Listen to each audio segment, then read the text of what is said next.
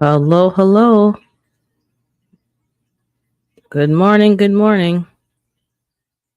I am live again. So hopefully you guys get notification and see that I'm live. So I'll wait for some of y'all to come in. It's been a while, so probably the algorithm's not gonna pop up real quick. But we're here, we're back, we're back, we're back. How's everybody doing today? How's it been for the last month or so? I've been 6 to 8 weeks. It flew right by, but I hope everyone's doing well. Let me just share the live on my community tab. Give y'all a few minutes to get in since the algorithm's probably not sharing it out. 1 second here.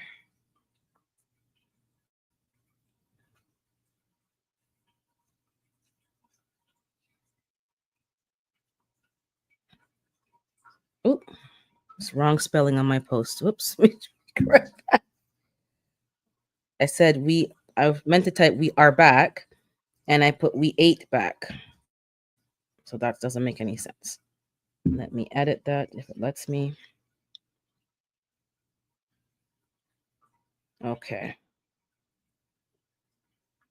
Morning, the man above.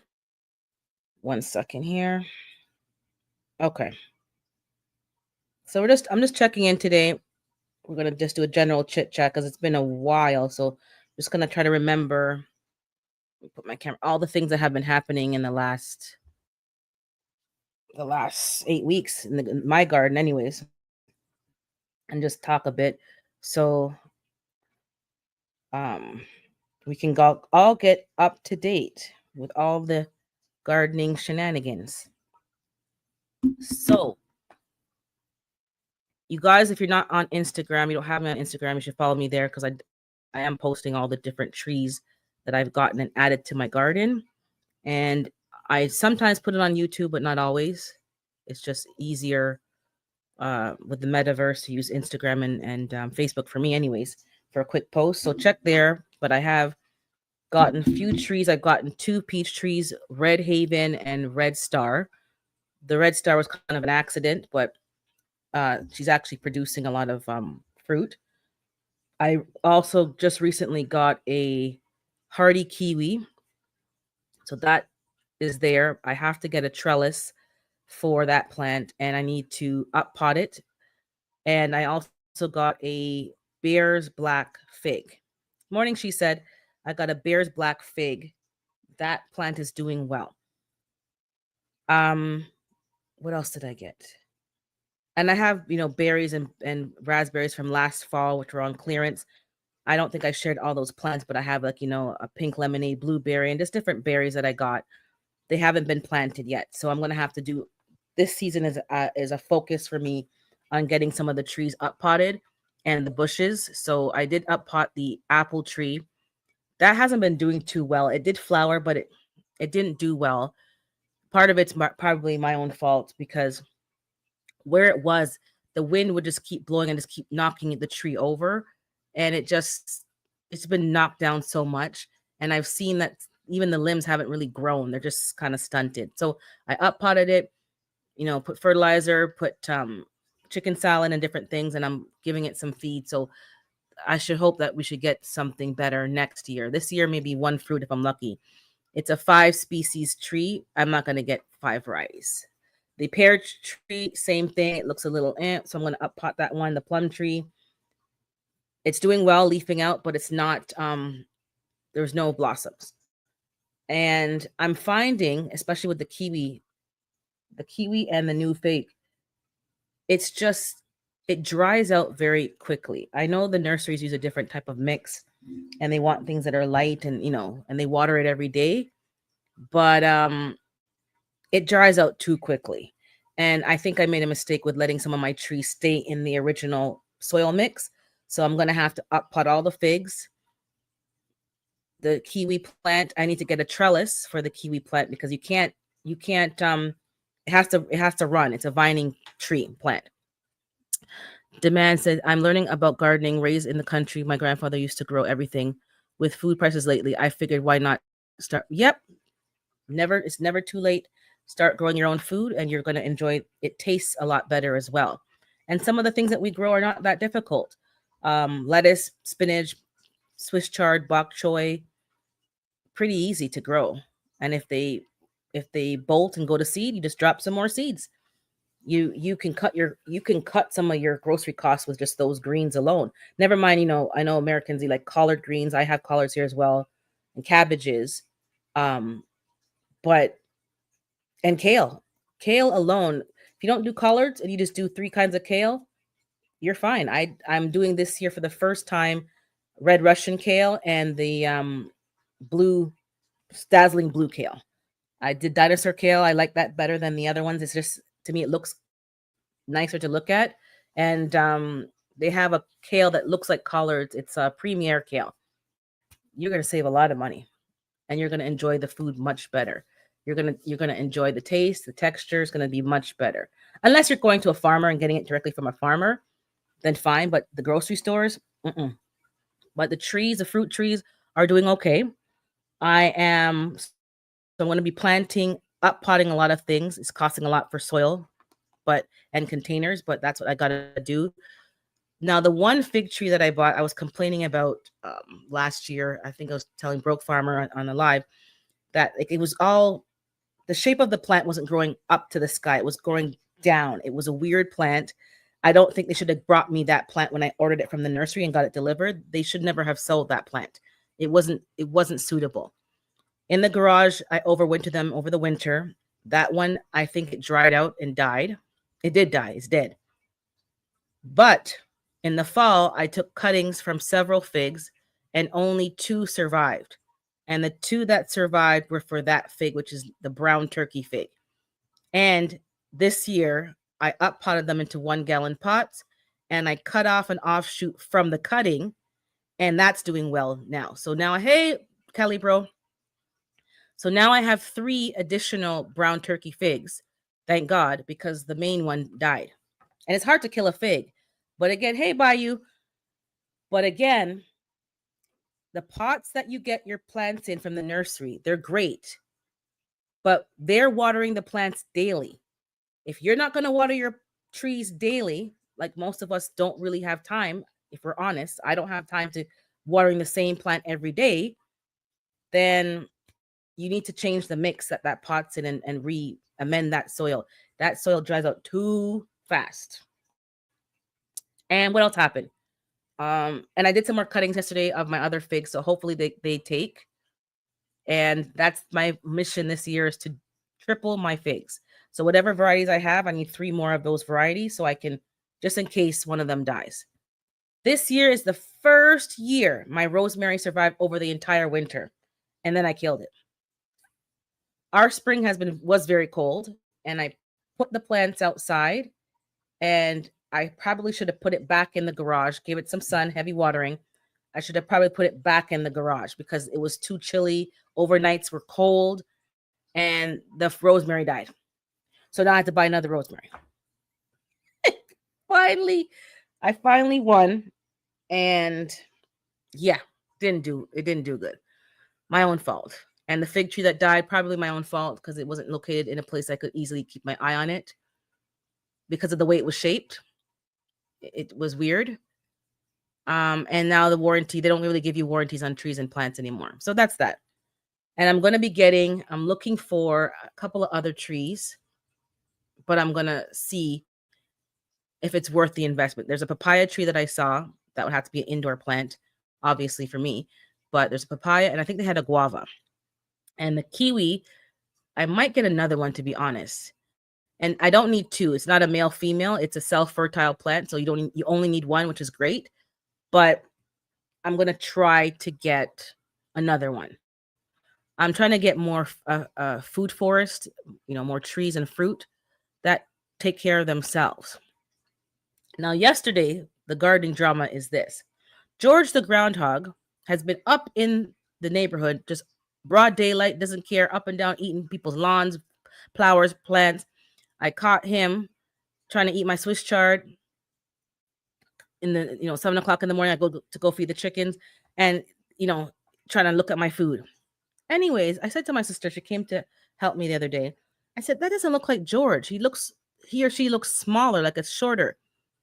She goes, maybe George is having a family. When I look out the window yesterday, George came back to my garden and he's all around the chicken coop. I'm like, this is really like brazen. And then the chickens get mad, like they're making their little noise. You can tell when they're the upset noise.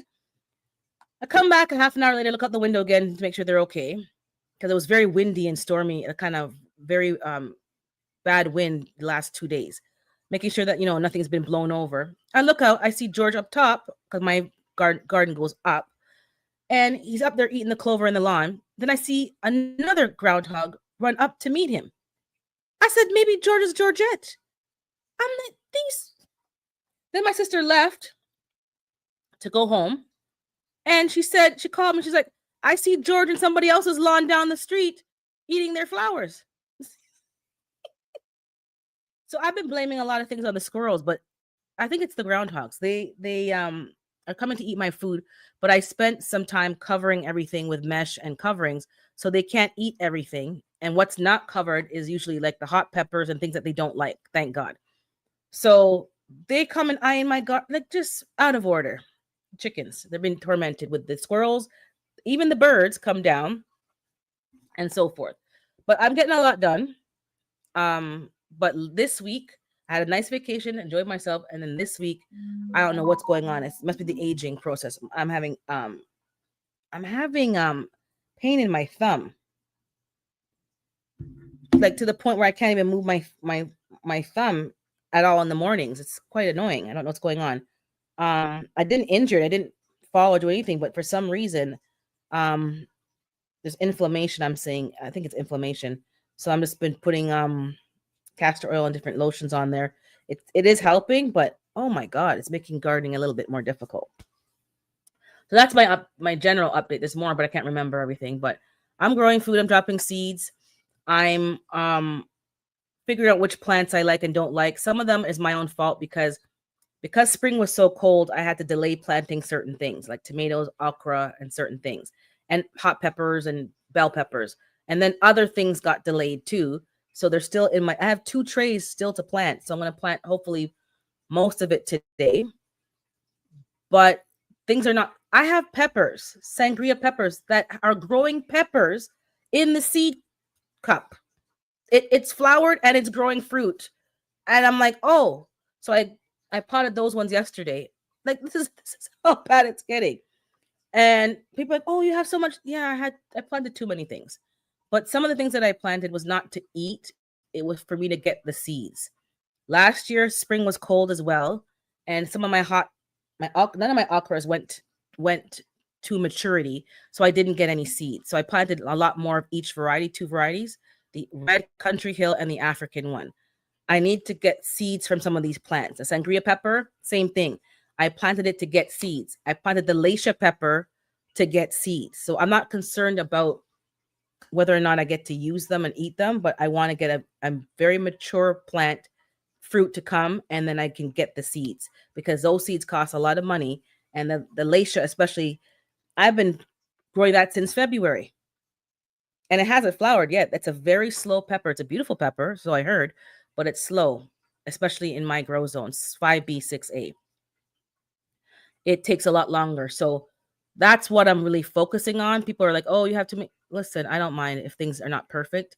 The weeds were taking over and they were bigger than the plants. So I had to address the weeds. We've had a lot of cool nights, and the extreme temperatures have stunted the growth. My tomatillos are looking finally better because now they're in a place. But there's a lot of I don't know if there's 2 problems. There's bugs, and there's also like bacteria or maybe powdery mildew or something. Something's like attacking some of the plants. And I know mushrooms are a good thing in soil, but not in this type of soil that shouldn't be getting mushroomy so quick. So there's too much overgrowth of bacteria because some of these plants are struggling. The leaf miners are eating up my Swiss chard. That's the one plant that I do not cover. I don't cover my Swiss chard because usually it's so resilient. Not anymore. Going forward, I'm going to cover up because those leaf miners, it's not like they're chewing a hole. They're in between the layers of the leaf, and the whole thing is no good. I don't I give to the chickens. I don't want to have to worry about that. So I'm gonna have to cover my Swiss chard next year because they're tearing up my garden. I covered all my bok choys with mesh coverings and bags and things like the row covers kind of things. Why are there snails in there or baby snails in between? Like, how they get in there? If somebody knows, let me know. But how can you cover something up and there's still bugs or snails and slugs inside the bok choy? So a lot of those ones I'm gonna harvest them. And the purple bok choy, which I'm growing for the first time, I'm not gonna harvest the whole thing. I'm gonna just do cut and come again, like pull off the leaves because I need some seeds from those things because I think I have to get them from Baker Creek, and that was like $5 or something, or $3 US. So that's already a big expense. And then I don't order from them unless I order a whole bunch of seeds because shipping and handling. So it's important that I get seeds from some of these crops that I paid for. So that way I don't have to order any more seeds because seeds can be an expense. I don't mind buying seeds locally, but when you're ordering them from the US, and then I ordered some seeds from a Canadian company. And on their site, it says, like, there's delays with shipping because the post office is on strike. But the strike was long finished. I ordered something he shipped it March 27th, and I haven't gotten them. I emailed them, oh, this the postal service, it's a postal service. But I see them coming down my street every day. Like, the strike was canceled, the new strike was canceled. Where's my stuff? So I'm gonna go to the credit card company and cancel that payment because you haven't even made an effort. He's like, well, that's why I told people on the website to pay for shipping. Why am I paying $16 to ship something that's 20 minutes down, like 20 minutes away? I can drive to you and get it. There was no offer for pickup. There was no offer for nothing else. And even with delays with the postal service, I should have gotten that within 4 weeks with a delay. It's been months. It's been 2 months, almost. April, May. No, almost 3 months. June 27th would be 3 months from when he said he sent it out. So I'm gonna file a complaint with the credit card company because I'm not taking that. The seeds cost about $16. I got 3 or 4 things that I don't have, unique peppers, and he wanted me to pay $16 for shipping when it's something that I could locally pick up. When I pay cheaper shipping to come from the States. So it didn't make sense. It didn't make sense to me. So I canceled. I have to cancel that because I still paid for it technically. I'm going to complain to the credit card company because I don't think he hasn't made an effort to kind of say, okay, I'll send you another one and tell me if you get it, or do you want to come and pick it up?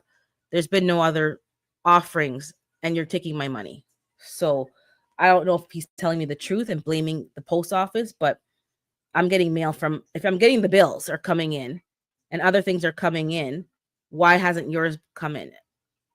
Maybe you're lying. You didn't ship anything. Maybe the post office lost it. I don't care. The point is that I shouldn't have to pay more shipping for local shipments than I do for US shipments. It doesn't make sense. So I'm waiting on that. I'll deal with that probably today. I'll file a complaint with the I'll file a dispute. And what else is happening? Yeah, that's about it. Lots is happening. Some good, some not so good. People are going through different stuff, some heavy stuff, some not so heavy stuff. It's a very, up and down time. A lot going on in the world, a lot going on, just a lot of nonsense, and people are just stressed out and anxious. I'm just choosing to focus on my gardening and my hobbies, and just the chips can lay where they fall where they may. I'm not letting that bother me because we already got high blood pressure and other issues to worry about, and worrying about other people's issues is not going to help me with my issues. So I'm intentionally just hanging back and focusing on what I can control in my garden. But that's what I'm doing over here. I see you guys are gardening. I know Bayou was planting. I watched her the other day. I'm in the bushes sometimes. I've been watching most of y'all's channels and seeing what's going on. Um, but yeah, this year for me is the year of the of the tree. 1 second, because I didn't press vibrate. 1 second.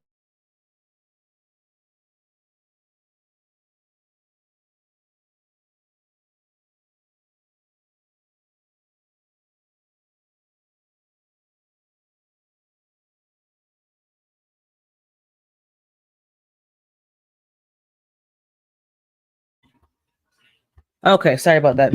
Hey, Joris. Um, so that's what I'm doing. There's a lot of pleasant things in the world. We don't have to focus on the negativity. So that's what I'm doing.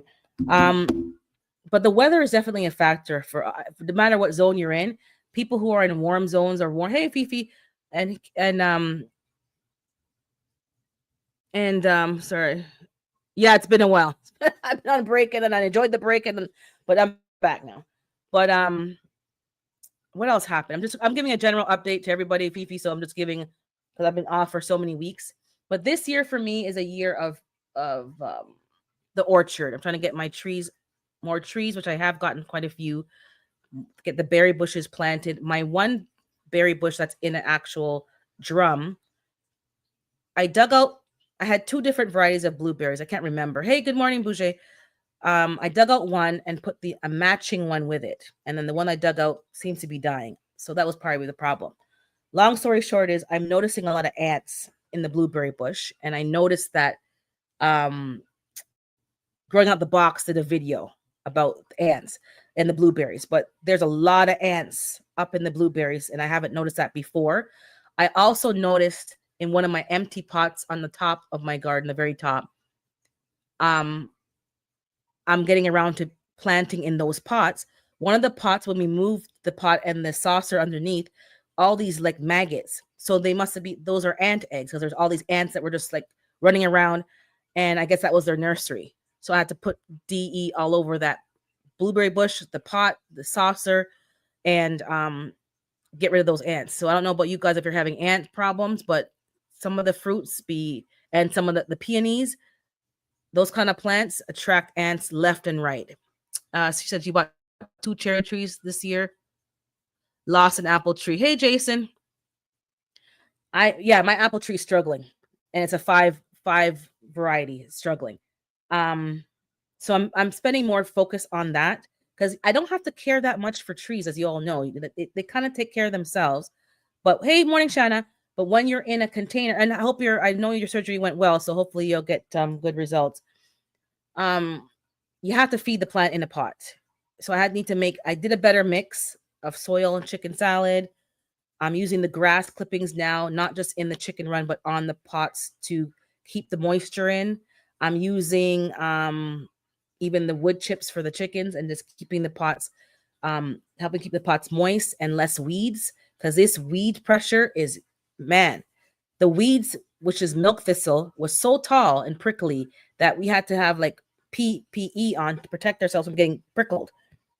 The berries are not producing that much, but it's okay. I'm gonna just give them some more feed. But I think the ants are affecting my blueberries and raspberries. What else did I encounter? The fig that died.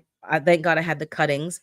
I'm gonna be doing a lot of cuttings of my figs. I don't see them producing, but it's okay. I'm going to get the cuttings, have more of the trees, and I'm going to up pot all my figs because it's the same thing. Whatever mix came with the nursery is very drying. It's very it's compacted. It's very dense. So I need to loosen that up and put the pots and loosen the roots out and up pot them. So if my garden and my vegetables don't do that well and I can't manage everything, it's okay. As long as the trees and the bushes are okay, which is a lot of them I have, I'm good because that's going to give me food for years to come. Any mess ups with the vegetables, I'll take notes and I'll fix it for next year. The herb garden challenge. Oh my God. I planted basil so many times. This is ridiculous. I up potted it outside. There was 2 or 3. There's only one hanging onto a thread and it's struggling. I planted more inside. We'll see what happens, but I'm telling you, next year I'm going to pick herbs that are not so extreme. All these complicated and herbs that need a lot of time. We're not doing that next year. There's good morning, TLC. There's too many specialized herbs like king of bitters and certain herbs that need, time and proper conditions. Yeah, we're not doing that next year. That's a lesson I learned. But the weather, you can't control the weather. And my cousin came over.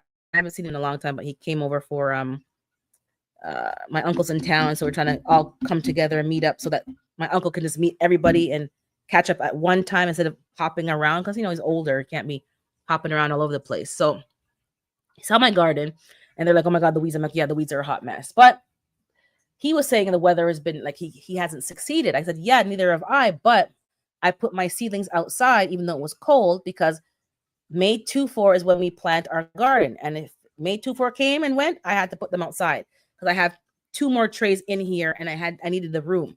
So they got climatized. They were stunted, but they got climatized. Now that I up potted and planted the okras and the tomatoes, he's looking at my plants and they're probably a lot bigger than his, because I started them early enough, but not too early. So you have to know for your own area the window of time. So the seed packs will tell you when to start your seeds for that plant, like 6 to 8 weeks before the last frost, and you factor that in. And I added 2 weeks. I'm like, okay, I'll start 2 weeks beyond that so that it's not fixed for the May 24, because the May 24 came and went and the temperature was not suitable to be putting those plants outside. I have squashes and a couple of zucchinis that are still in the house, flowering in the house. So they've been there too long. They're going out today. But I'm not doing watermelon because last year the weather wasn't that great, and this year it's the same thing. And even if I do watermelon now, which I probably could get a melon, it's going to be like a sugar baby. The weather has not been ideal for my zone. Now, if you have a greenhouse, then go right ahead. But I don't got that infrastructure. But this year, I think it was Cali Juicing with Jay, which is now Cali Bro. I think he got a irrigation system and somebody else got one. I can't remember who. I'm watching the channels. I need something because this watering game is taking too long. It's not enjoyable because the mosquitoes be eating me like a steak dinner. And I don't want to spray chemicals on my skin. And I'm going to have to find a solution. Maybe I'll have to wear a net all around. But it's making watering unenjoyable. And I don't want to be out there watering. It's just, yeah, which is probably why the trees are suffering, because I go there and I'm getting eaten alive. And you hear that, and you're, oh, I hate that. Oh, I hate that. So I need to get some kind of irrigation so that way I don't have to be watering. I know I have those kind of bottles that you can put there and drip into the plant. I have a whole bunch of them, and I have wine bottles, but they're just sitting there. I have to go and fill them up and do it so that way it will save me time. I also found a cabinet. I was at church and this lady saw these cabinets across the way. Someone was throwing them out. So she took one and I took one for a raised bed. So it's basically, I would say 18 inches, if not 24 inches high off the ground. And it's cabinet, so it's not treated wood. It's like the natural wood. So I got one, and then from what I heard, my sister told me that my dad saw one somewhere else, and they went to go pick it up this morning. This is a man who said he's retired from gardening. He doesn't have the energy like he used to because he's older, and he's cutting back, and then we have to take it on, which we did, and now he's getting more beds. Where are you getting another bed, sir? I thought you weren't growing. Got another bed, which is a good plan. And he's going to be growing. Fifi said, yeah, it's so tricky. You're right. So tricky starting things indoors. Then the weather was not cooperating even with my green. Okay, yeah, you do have a greenhouse. So you even have the challenge. I'm telling you. So we have to pivot, which is fine. So that's why, for me personally, I am, yeah, exactly. The man is addicted. And then he's going to say, look how much weeds is here. You guys are not cleaning up. I said, that's your job. You have time to sit on a nice stool and leisurely pull them and take your time all day. We have to work. I can't be pulling weeds and no, sir. But yeah, now he wants, and he's like, oh, why didn't you plant this? Why didn't you plant that? Why didn't you do? I planted at least 24 plants per tray. I think it's 24, 21. And I had 1, 2, 3, 4, 5, 6. So you're talking at least 150 plants that I planted. And I still have plants here to plant, and they have no room for my plants. So this, I did 150 plants, and I'm looking to do more. Plus, I have my hydroponics still going on, which is another story. There's going to be a lot of stories about gardens. So he got that. He's getting that just now. But I'm going to focus more on cold-tolerant plants just because it's so unpredictable. I can do tomatoes, tomatillos. I can do small cantaloupes, maybe a sugar baby here and there. I'm focusing personally for me, just because of my climate, squashes, zucchinis, winter squashes, and things that are Swiss chard, lettuce, arugulas, beets, carrots, those kind of things, fennel, like things like that, because watermelons and hot, okra, even though I did the okra right now, may not be feasible. The springs are colder than they used to be. And even though it was warm in the daytime, the overnight temperature was so cold that we had to put on our blankets and our warm pajamas. That's how chilly it was. Can you imagine the plant outside and then now, like, hot, cold, hot, cold? It's too much. It's too much. Try some peppermint and coconut oil spray. It works for me. Okay, I need something, Bougie, because I cannot take, and maybe that's why my thumb is hurting me, because sometimes I've had a reaction to getting bitten by mosquitoes, like bad reactions, histamine kind of reactions. So it's possible that this thumb injury that I'm feeling is the reaction to that. I don't even know if, but it could be. Candle. Try some peppermint oil spray. It works for me, and also do a light natural mosquito candle. I have a couple of torches and I have some candles which are empty, and I bought some outdoor incense sticks which I have to burn. So I'm probably gonna have to do that and just go out there, put them on, burn the place, and then go out. But the problem is my garden is such a long garden. I have to move from section to section. I'm probably gonna have to burn 2 torches and just carry the torches with me as I'm going throughout the garden, because this is ridiculous. But yeah, I'm doing more cold tolerant plants. I don't know how you guys are finding your zone. But you're gonna find a lot of changes, and that's why they changed the grow zones. Like, there's a reason. The weather is shifting, whether conspiracy theories or not, it's shifting. And I was saying this when I first came onto YouTube, that we're gonna have to have other infrastructure moving forward. And a lot of you are getting greenhouses to start your seeds outside to protect your plants while the weather's kind of shifting. Some people are building, like, large hoop houses. Good morning, bud files. And they have to, and also because of the sprays from the sky and all these chemicals, you have to protect your soil from outside contamination. This is what was being said and is being said, and we're all seeing it. Everybody's shifting their gardening because they can see that it's becoming more difficult to grow certain things. And the insect pressure. My sister sent me a picture of a perennial flower in her garden, and it's full of these bugs. And it looks to be, from the picture, like those leaf-footed nymphs or whatever they are called. Never seen those bugs in my life. Full to the brim. We're getting a lot of black aphids. These would be just aphids, but there's see-through ones, green ones, and black ones. Black aphids all over these plants, saturated. We're talking mosquitoes. We're talking squash bugs. I don't even see that very often, but they're all over the place. Ants, different types of ants, and some people are getting bitten by ants. It's dangerous. And you want to see wasps, you want to see carpet, a lot of insects pressure, and there's a reason for that. But let me just catch up with the chat 1 second here. I can't wait until next year with the move. I didn't have time to start a garden. Oh, no problem. Exactly. And that people are moving. A lot of people are moving to better areas where they can start to grow at a different level. And that's my plan as well. I'm still looking at that. The heat was Miss Fifi. I had the heat on longer, and I said, "I'm turning it off. I'm cutting it off. I have to cut down the expenses. It was too expensive, but the heat on in May. I've never heard of that in my life. So I said, pull out the duvet. We're good to go. Okay. Okay, so you have the wasp been crazy, the carpenter bees, and there were some things that were repaired at my property, and new wood was put in, and they're already. So I'm gonna have to. I've never used pyrethrin before, but I'm probably gonna have to use pyrethrin to spray the structures, like the shed, the fences, and stuff like that, because I can't afford for them to be damaging my wood and my beams and my and ruining my stuff. That costs a lot. Lumber's not cheap. It was never cheap, but it was really not cheap, and the labor. So no, I'm going to be spraying some things. I haven't been spraying my cabbages because it's been covered. They're all covered with mesh.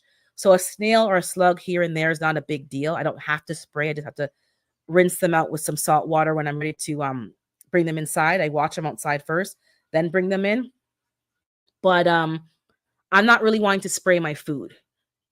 Um, I'm gonna have to build some more covers, and I'm not Bob the Builder. I don't build things, but I'm gonna have to, because the only way to get food and protect my food from the groundhogs and the squirrels digging up plants, they have to be covered.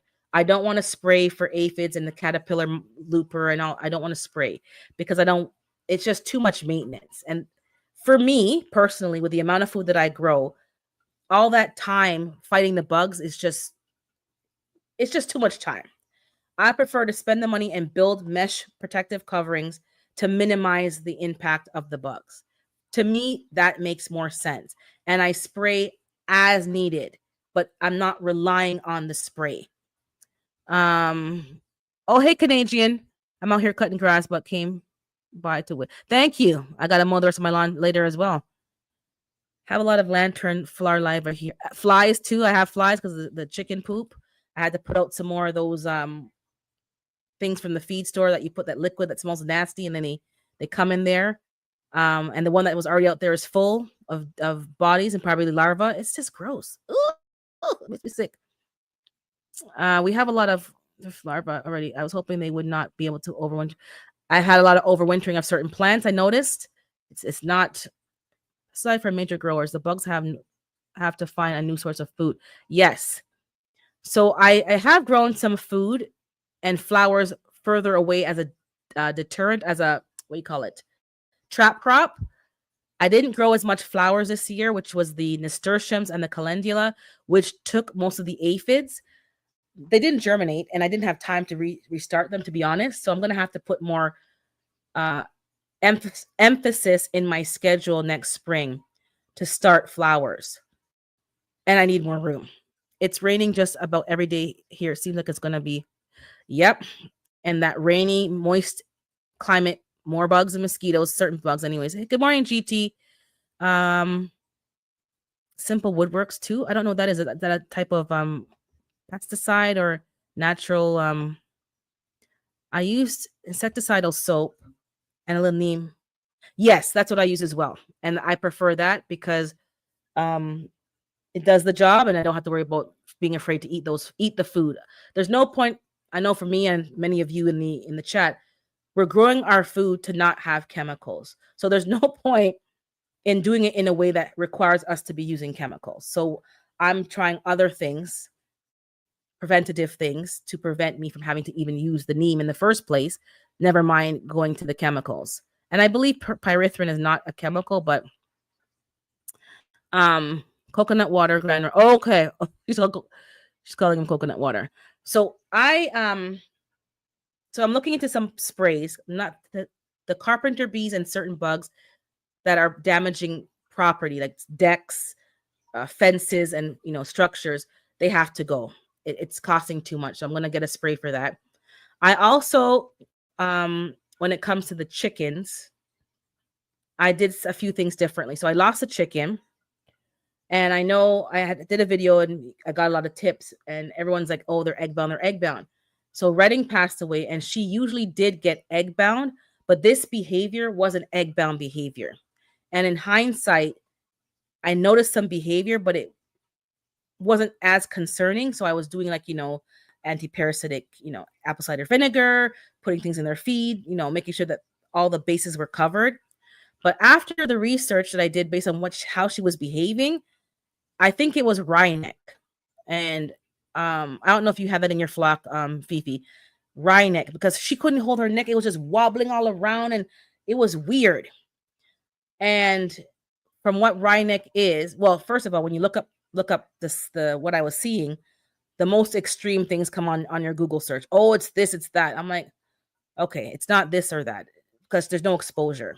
But it seems to be a vitamin E or selenium deficiency, which is not impossible, but I find it very strange that you're buying food from the feed store. It's supposed to have all that it needs, plus you're giving them supplemental things and natural herbs and things. Well, to be honest, it was winter. She died in February, and that was probably like January, February.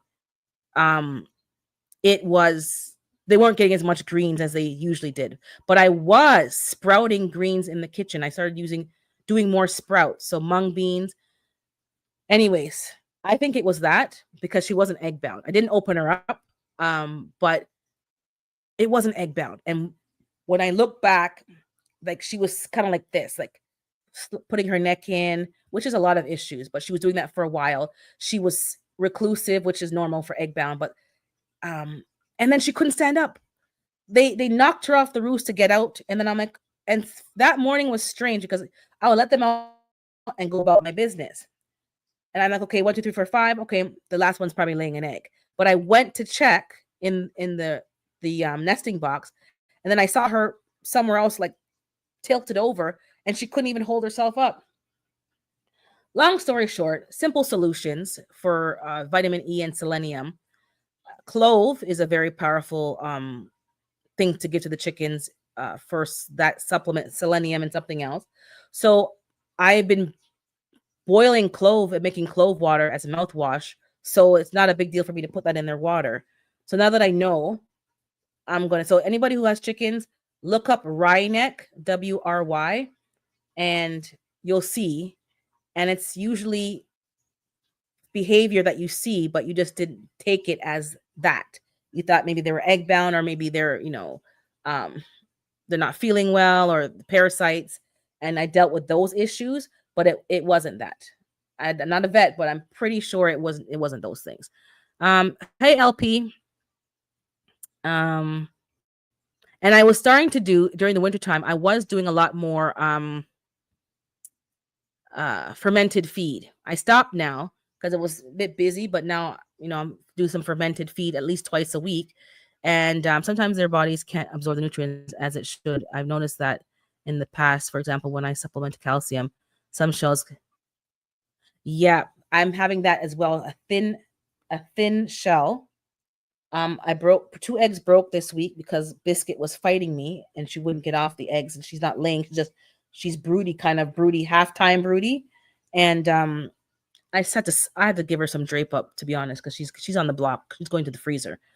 'Cause she's too rude. And then every week somebody lays an egg under the roost and it's all smashed. And when you see the shell, it's like thin, like so thin. You know what I'm talking about? Like plastic. It's weird. It's weird. And I think it's Biscuit. And she knows she's on the chopping block because she ain't doing nothing productive. And because I know Pecky, Becky, and Pepper are laying. Redding is laying.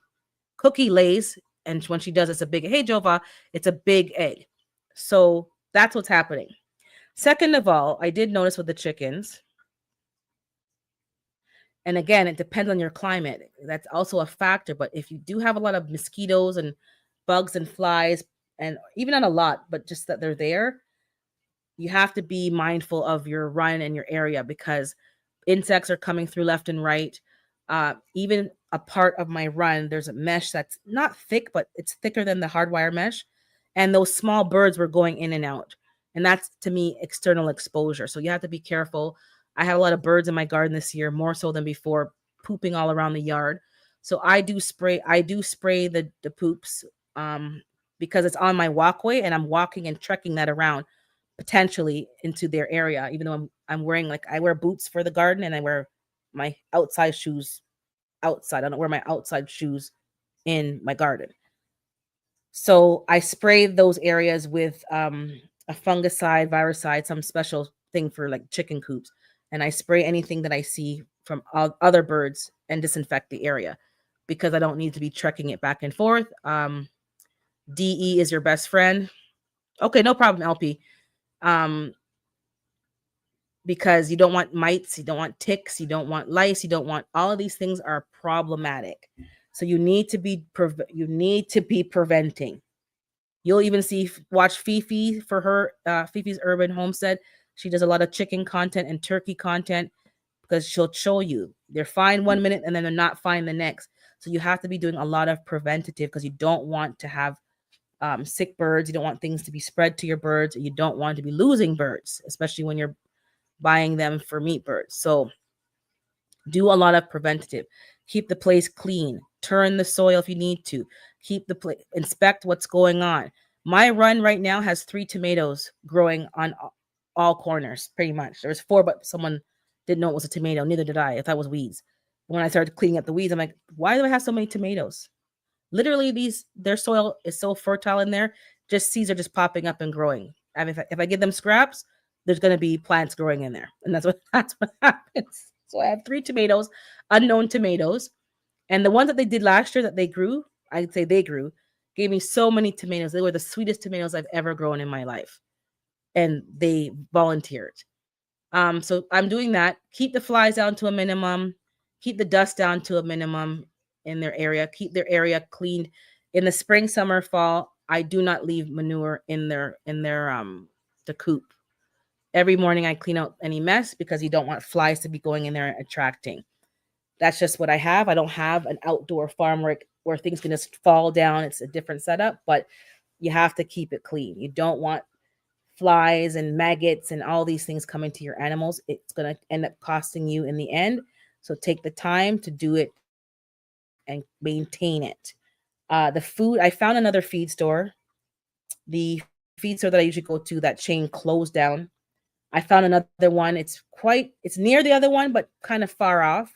I went to the one in Niagara because I was in that area, and I picked up a bag of feed from them. I'm trying a bag to see if they like it, first of all, and if it's going to give them what it needs. So I told the girl I'm buying one bag, and we'll see how it goes. And their feed has corn built into it, which is surprising. So I might ferment that feed as well, and see how it goes. Because now that I've had that rye neck incident, I'm making sure as much as possible that the feed has what it needs. Fifi's right. Sometimes they don't absorb it, but I'm going to, hey, Renaissance Grandma, I'm going to try to make sure the feed is better quality, and I'm going to keep fermenting the feed, and I'm going to keep doing sprouts.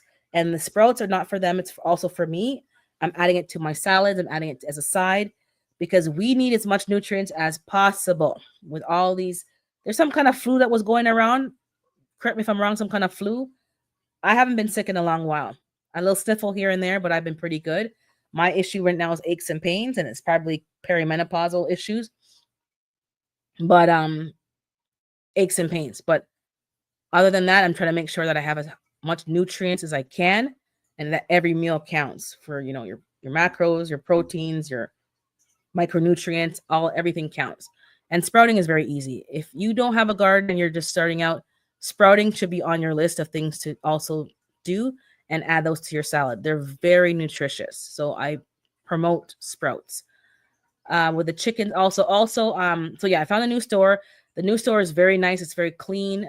It's much better, to be honest. The feed is not on the floor. You have to tell them what you want, and you pull your car around, and they'll load up your vehicle for you. The other stores, you got to load up the trolley and then load up your car, and a lot of lifting. So I only lifted the bag when I got home to put in my metal trash can. It was much better experience. The prices are pretty much the same, and some things are cheaper because they have their own store brand feed. Much better. She gave me a heads up on some animal auctions that happen in a place called Halliburton or something, someplace like a cottage area way out from Toronto. If I want to buy live quail versus getting eggs, hatching eggs. So she gave me some tips on that. And they also get birds in there, but I ordered my birds from my other store, and I'm having 4 new birds coming in August. So I got to get I'm going to have to get, I have to get it together. I got to build like a second story in the run so that there's 2 levels so that they can run from the older girls if they have a problem. I got to make a little section that's fenced off for them to be in there for now. Oh, good morning, Bro Farmer. And I got to figure out what I'm doing with the coop because I can't put them all together right now. So I'm going to have to figure that out. Okay. So I'll let you guys know. I'm trying to record as much as I can. I'm getting better at that, but I'm not getting better at the editing and uploading part. Let me see here. I don't sprout because mine always seem to grow mold. I tried sprouts in 2 different ways. I have the green tray thingy, like a lid, and then you get a tray and an under tray. Yes, it does get moldy. I find when I thin out my seeds, I don't make it as dense. For me, it's better. I rinse it off twice a day, but I haven't used the tray in a while. I've been using the mason jar method. I got one from that store that was closing down with the mesh lid, and then I made my own mesh lid. Don't make your own mesh lid because you're cutting metal and then the edges are not coated and then it got rusty. So don't make your own lids. If you have mason jars, they sell you don't have to buy a ring because you already have rings with your mason jar. You just need to buy the metal sprouting strainer thingy, whatever they call it. I bought some of those and that's what I'm using. And you put a little bit of seeds, you soak them, and every day you rinse them off, even twice a day. And in a few days, you'll have sprouts. But if you keep rinsing them, that's what's going to keep them from getting moldy. And don't make it so dense. And once my jars kind of get full, I start to eat them. Even though they're still sprouting, I'm starting to eat them right away and pulling out some and giving them space to breathe. But yeah, mold is not hard to get, but I found a way to kind of avoid it. There was another egg recall recently that I haven't received I haven't received my meat birds as yet. Still waiting. It's been a couple of months since I ordered them. Oh Lord. I ordered my birds late. I ordered my birds probably in April or May. And I should have ordered them in December or January. If you really want to get birds, you should order them earlier. I wasn't sure if I was going to get them, but I'm seeing that I'm not getting as many eggs. And the people who buy my eggs want eggs. And oddly enough, I don't eat as much eggs as I used to. I have to be in the mood for an egg. And maybe because I'm raising the chickens and I don't know, maybe there's some psychological trauma there, but I don't eat as much eggs. And secondly, smells get to me. Eggs don't have a smell, but you can smell pasture raised eggs have a smell because the ones from the store have been washed with bleach and whatever. So they have like no smell. So you smell that smell. I can't describe it, but it's not a bad smell. But when you're like me, where you like every smell kind of bothers you, it's like, ugh. So I have to literally wash the eggs with a scented natural soap so it doesn't smell like that smell. That I don't know how to describe it. It has a smell and it kind of psychologically turns me off. So I have to always put like salt and pepper in my eggs. I have to put some spinach and some things in it to make me eat it because sometimes I'm like, ugh. I don't know why. Maybe I'm turning into a vegan. I don't know. But anyways, stinging nettle may help with it.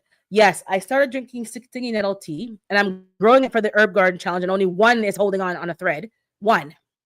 So I'm thanking God for that one that survived. Hopefully I get seeds because them seeds are tiny. But I'm drinking that, and I'm drinking blue vervain.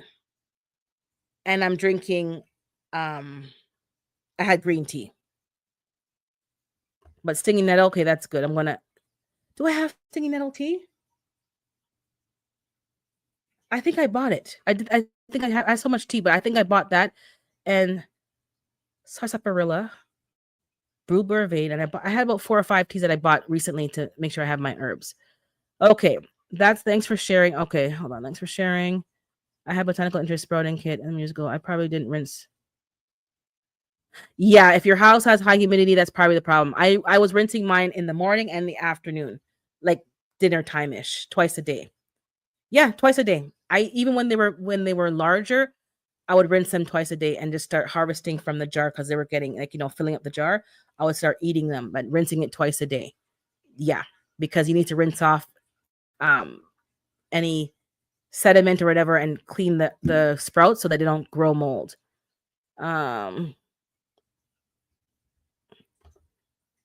Normally I get them within a week. Oh gosh. That's crazy. But I ordered my birds, so there's 4 coming. I don't know if this is true, but because I didn't order my birds on time, I'm having a different experience. And what's happening is the hatcheries have a very strict schedule. So some of the birds that people want, like the fancy birds, they're only available this to this. They're only hatching out what they need, which is what they kind of always did, but they did a lot more extra because people were last minute. Now, if you're last minute, too bad. So some of the birds that I wanted, I can't get. So I ordered 2 more red sex links, and also the red sex links, the one that that died. Those breeds are bred for egg laying. They're beasts with the egg laying. but their longevity is not that great because of the breed. They Some of the health attributes is that they may live 2 years, 3 years. So Clover's out there chilling, living her best life. So I'm probably not going to ever have to butcher a red sex link. They'll probably die on their naturally causes.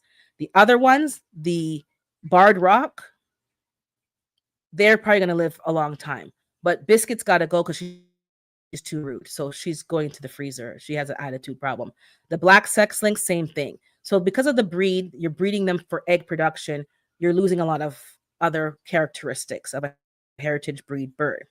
So I got 2 more red sex links because I wanted more egg production. I got an azure blue, which lays the blue eggs like a robin, soft blue. And I got a olive egger. So I'll probably name her Olive. Or these girls might not get any names at all. They'll just be 1, 2, 3, and 4 because it's more business. But maybe I'll name them. I'll name Olive, and I can name Azure Blue, Azure, or Color Blue. The other 2 red ones, I don't know. So 4 more birds. Because right now I'm getting, what are these birds doing on my, like flying into my window? I'm getting 1 or 2, sometimes 3 eggs a day, and there's 5 birds. So I'm expecting 3 or 4 eggs to keep up with my needs, family's needs, and then what I'm selling. So there's not enough. There's some other places that are offering people to have backyard chickens, but there's still a lot of fights in some cities. There's a lot of fear with, certain diseases and so forth, but and even rats and mice. But after doing this this is about 2 years for me, 23. Yeah, this is 2. I got them in 2023. 2 years. There's no concern. If you're keeping the place clean, if you're doing things that I'm doing and other people, you're not wearing your street shoes into your garden. You take off your outside shoes and you have shoes that are for your garden and also for your animals area. You're cleaning the bottom of your boots. I'm spraying them off with disinfectant. I'm practicing biosecurity. I'm not cross-contaminating. I'm cleaning the waterers, the feeders. I'm cleaning, externally. I'm cleaning the run. I'm cleaning the coop. I'm making sure they have herbs and natural stuff. They have enough space and airflow. I'm putting DE in the dust bath to make sure that anything that I can't see or that could be bothering them is not bothering them. I'm just giving them a bath when they have, they're dirty, when they're really dirty. You have to make sure that the area is clean. I haven't had any issues. There was a rat at one point, as you guys know, and some mice, but it's not the chickens, it's the feed. They like the food. So I make sure that I give them so much food. I've now gauged how much food they eat per day. And if somebody has to watch the girls for me, they kind of know. And by, 4 or 5 o'clock, they're usually finished eating the feed. And I put anything that's left away. And whatever's left on the floor, they usually eat that all off.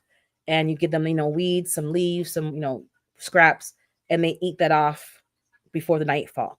Now that I've been doing that, there's nothing left on the ground at nightfall. There's nothing outside for them to eat. The rodent population, I'm sure if I put traps out, I'll find them, but there's not much rats. So if you're concerned about that, no. There were mice and rats before I had chickens. I've seen them firsthand. There's been mice and rats before I had chickens. They want food and they might eat. And speaking of food, I'll talk about that in a second. So the chicken feed is very appealing to them. So if you are moving in a particular way and not leaving feed out, not putting a whole 5 pounds of feed out and they're only eating a pound a day, then I only put out a pound a day. That's what they get.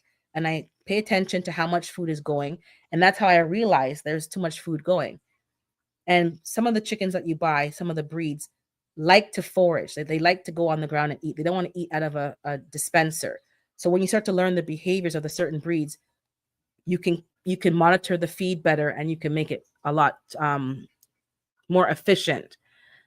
When it comes to diseases, there's no exposure to outside birds. Very occasionally, like the birds are coming around to my yard, like right by the run and looking at, like, I don't know what they're doing, but I'm cleaning off what I can see. If they poop in the grass, nothing much I can really do. I'm not going to sit there and spray the grass blades, but the walkways, the roof of the run, I make sure that it's clean. I haven't had any issue with disease, and Redding's passing was a natural causes. It wasn't any kind of those red flag words that people are, these diseases. So there's no issue.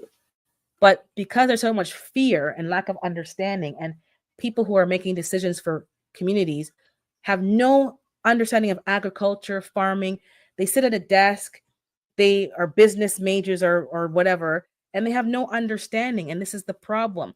People with some information should be advising them, but they won't change the bylaws. So now I have to pray because my neighbor, the one that has the yard that he doesn't take care of, I don't know what's happening there. I don't know if the mother's there. We think she could be in a home for all we know because we haven't seen her in over a year. My other neighbor, she came to my door because she asked me to check her mail because she's going to a funeral out of the country and she'll be back in a week or so. So she asked me to collect her mail for her. No problem. And she mentioned that she saw two guys in vests cleaning the neighbor's yard. So I said, nothing looked mowed to me. I'm the one who mowed. So she asked them if they would, how much, because her lawn needs mowing and she's a senior. So they said, no, they're from the city. I said, what? So yesterday I saw them come. They did the guy's front and they did the lower level of the back, but not the rest. So I'm like, Lord have mercy, the people from the city are in his yard, which means they can see into my yard, which means they could see what I'm doing, allegedly, the radar. I'm like, oh my God. So because I didn't complain on him, but somebody must have complained, hey, Willie, because it's nasty. But because I'm doing something I shouldn't be doing, I just kept my mouth shut, allegedly. And I guess people had had enough, so they're maintaining the lawn, which is making me more exposed. So we'll see what happens. We'll see what happens. What else happened? Oh, my indoor garden. The worst nightmare has happened. The worst nightmare has happened. I did some shorts, but I didn't upload them yet.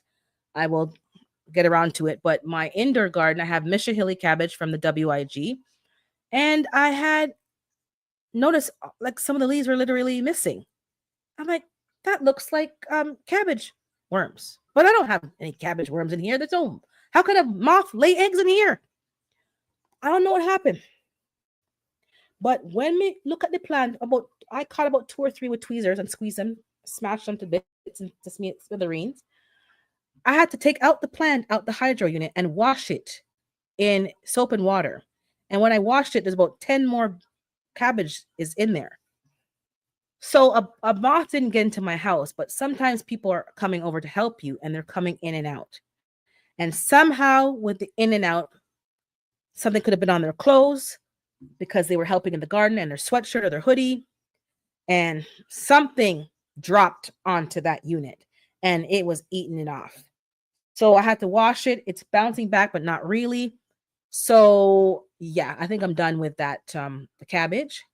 The hydroponic eggplant was there for months, didn't grow any true leaves. It had the first leaves, had a little root. So I said, okay, let me take it out and put it in a pot and plant it in the house and see if it grows. It died. So I don't know what's with the eggplant and the hydro, but it didn't. That was gone. And I haven't had any gnats with this year. I had a few at the end, but not much. The new mix that I use, the Pro Mix blend, was fine. I didn't have any bugs or gnats. I think the gnats that I had could be from other bugs, could have been from like going in and out, and that kind of thing. But for the most part, no bugs. So it's been a good growing season in terms of the bugs, but I need to get, I was talking to somebody on Instagram because she grows a lot of indoor garden in her basement. She has a full grow room. And that's the thing. She has a grow room. She said she had to like block it off. And when people come over, they can look through the window of her grow tent, but they cannot go in. She keeps it sterile because it happened to her. And when you get an infestation, it's so hard to get everything, back to normal. And it might bounce from one to the other. No, well, I'll answer you in a second, LP. So I have to have a sterile place.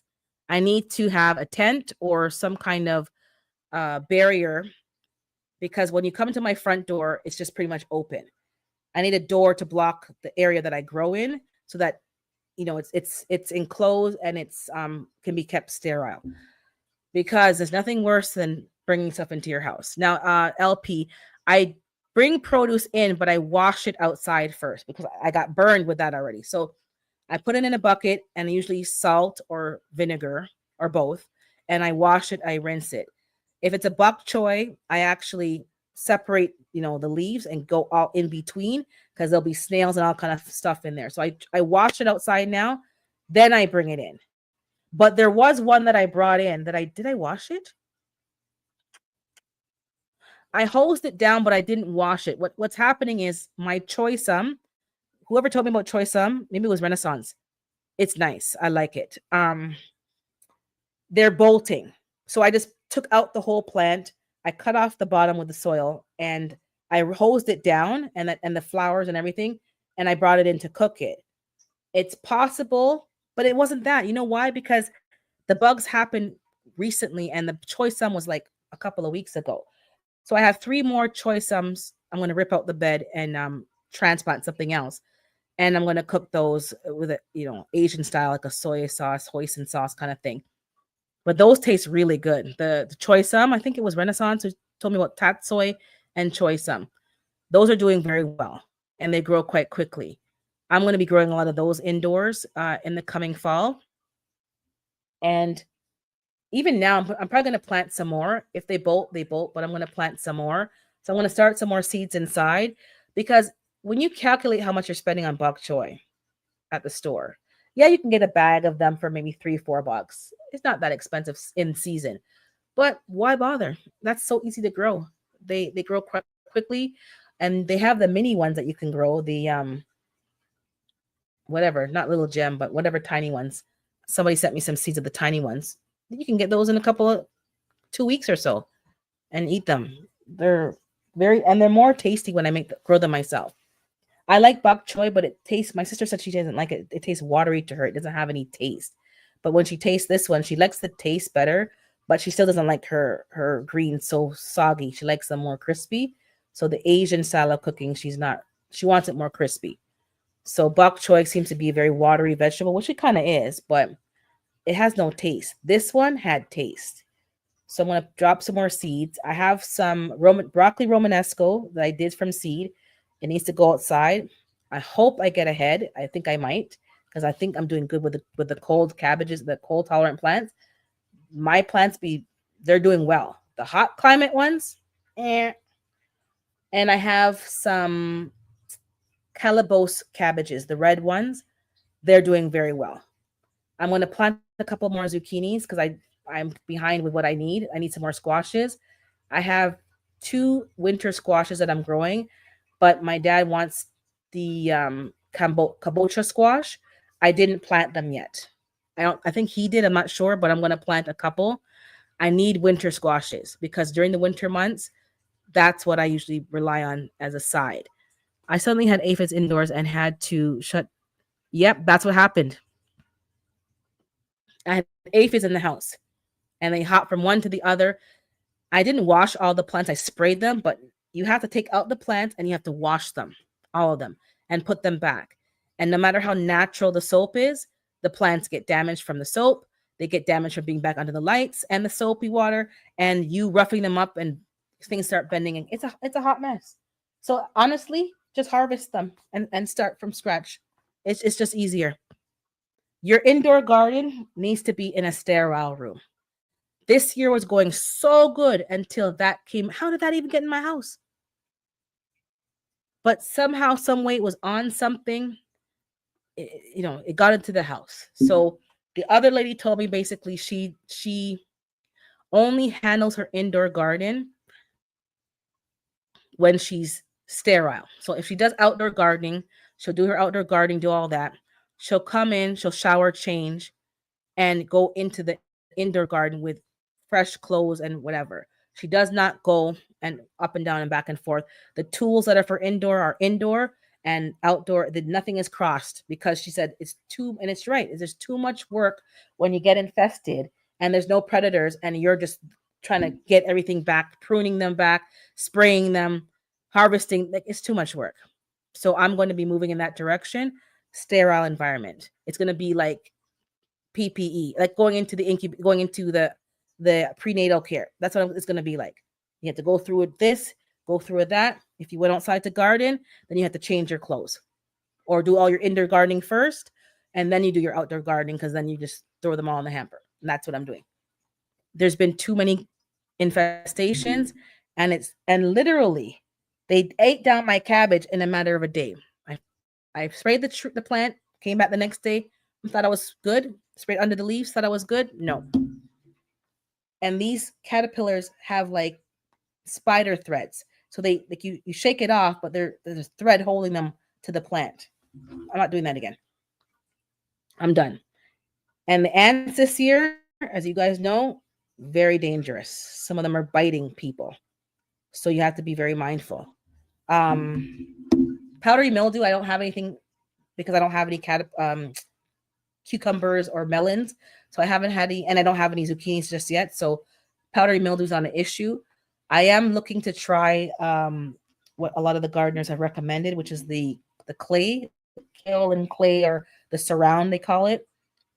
I looked it up. I can get it here. And I think that's probably a good preventative moving forward. Like everybody's using neem oil. They're using, BT. They may use soap. That is good. But I'm moving in a direction where I just want to use one thing on everything, on my trees, on my bushes, on everything.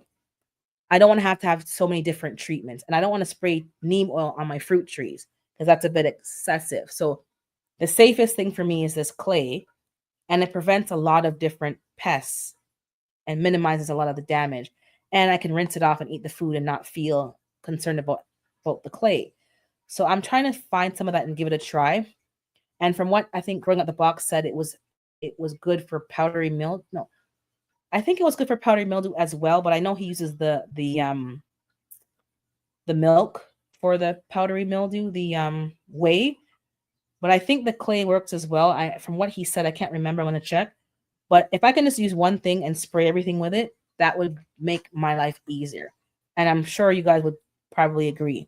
One treatment for everything. And if there's a specific issue that you're having that's excessive, then you'll treat that issue if you need to. But the clay should be preventing anything from coming on any of the leaves, the plants, the fruit. So I'm going to try to give it a try, hopefully this year, if not next year. But I haven't had an issue with powdery mildew because I haven't grown anything yet outside that would get that. And from what I understand, just spray your plants because the powdery mildew is coming. No matter what you do, no matter what location you choose, the spores are coming. It just seems to be part of that environment. And you're going to have to either keep pruning off the leaves, which I do, but just spray your plants up front. And that's the update. That's my update pretty much. That's what's going on over here. There's some more things, but I can't remember. But the indoor garden got attacked. It's okay otherwise. Most of the units have been cleaned out. I cleaned 2 of them. There's 2 more that have greens in it.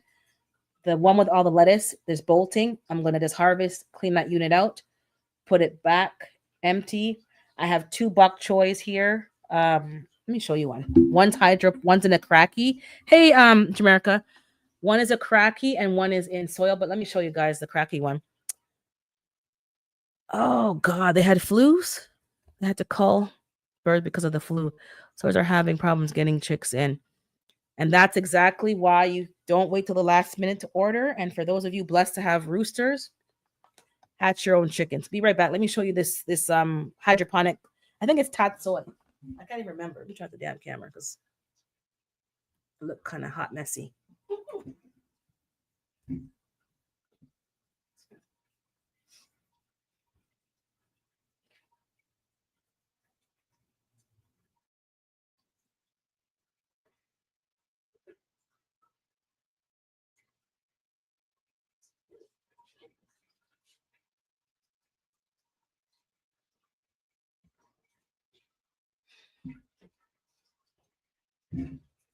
Okay, 1 second. Oh, so we're just talking about mushrooms. I have 2 tomatoes in a pot that has that pro mix in it, and there's a mushroom again. So I don't know what's going on, but this is. Hold on, let me find an angle where the background. This is the I think it's tatsoi. I forgot what I planted. I didn't label it. And this is in a cracky, so it's an old protein bottle, and that's what's going on. It was struggling at first, but now it's looking real good. I'm probably going to harvest my indoor garden today and then cook those ones. Isn't it so pretty? Except for that, don't look at, oh, that bad leaf. Don't look at that. Ew, don't look at that. There we go. So this is what's happening. If you don't have a garden or you have a small space, that's all you need. Some containers that you had supplements in, vitamins in, tubs, dark color. This is already black. It wasn't painted black. It was already black. So it keeps the algae. And you just get a net cup. Just get a net cup, which is these cups. And then you see the root structure. And you put some distilled water or spring water, nothing with chlorine. And you can use the Aero Garden fertilizer. You don't have to, and there we go. That's the root structure is healthy. It looks like it's getting a little slimy at the bottom, so it's probably time to harvest. Unless I'm going to put more water in here, and that's it. So if you want to grow food, you can grow your food. It's not hard. You just gotta be determined. So I'm gonna cook her today. Yeah, I'm gonna cook her today. Make a little stir fry. But yeah, back to the chickens. Oh my God, that's the problem we're having. So that's why I'm trying to get quail, and I know Jamaica has quail. I've been watching the content. I'm trying to get quail because that way I can have a rooster and I can hatch out my own eggs. So that would be, for me, in my situation, a full circle animal, because I don't need to go to the hatchery to order chicks. I can hatch out my own. So I'm trying to get quail. I haven't been trying hard enough. I really don't want to have to pay for an incubator. So I might pay for the incubator and just be done with it. And I need to get a hutch that can be outside because I don't want them in the house. And I don't want them with the chickens in that building. I want them kind of separate just in case there's any issues. I think most of y'all have them separate. I don't think you have them with your other animals, even though they're separate. They're not together per se. So I'm going to try to keep them separate so that way I can prevent any diseases or any problems back and forth. If one thing has a problem, it stays with that one breed of a bird and it's not crossing over. But that's the next thing, is the quail. So wish me luck working on it. And yeah, just get your plants. So check your plants. Check fungal activity in the soil is good. It is good. But if I'm seeing mushrooms in the house, I don't think that's really a good thing. Maybe I'm overwatering it, so I'm going to have to figure that out or put something else in that soil, because I shouldn't be getting mushrooms in the house with a pro mix that's supposed to be sterile. So I'll figure that out. But that's about it, guys. I'm just touching base. I'll be back. I'm back. But Saturdays are busy because Saturdays is the only day to get stuff done. Today I was going to go for the first time somewhere, but my car has the engine light came on last night, so I canceled that. But there's something I was working on, and I kind of put it on the back burner, which I shouldn't have. So I'm going to be working on that. I won't say what it is just yet, which you guys kind of already know, but to remind you guys, and I'll be doing content on that. So I'm working on something that I kind of put down and I shouldn't have, and things just got delayed, and now it's been like over a year, and it's like, what? Where did the time fly? So have a great day. Drop some seeds, check on your garden, check on your plants, and enjoy being outdoors. And I'll see you in these streets. You've been seeing me in these streets. I've been there and sometimes in the bushes. But I'm getting stuff done. I'm focused this year on getting certain things done. And come hell or high water, they're getting done. And that's exactly what's happening. Things are getting done. So it's nothing wrong. It's just I have to focus on certain things and I have to remove some distractions. I'm back, but I still won't be every week because summertime is a key time to get some of this stuff done, this outside work done. And then the wintertime, it's indoors, so I'll be more available in the wintertime. But it is what it is. Have a blessed day. I'll see you in these streets. The Herb Garden challenge is ending on January. What month am I in? On June 25th. So check out all the final videos on June 25th. And then shortly thereafter is the finale with Planter Garden TV. If you didn't compete this year, not a problem. Grow some herbs even now. Find out what they're good for, what ailments they can help with, and just grow some. It's the challenge is not to compete, it's to teach us the importance of herbs and how valuable they are in your garden. And they're also great for pollinators as well, because certain herbs attract pollinators. So I'll see you in these streets. There's no announcements. I don't know what to announce. I don't think anything's going on. I don't know who's going live. I don't remember. But we'll talk soon. All right. Peace out. Take care. Blessings. Bye bye.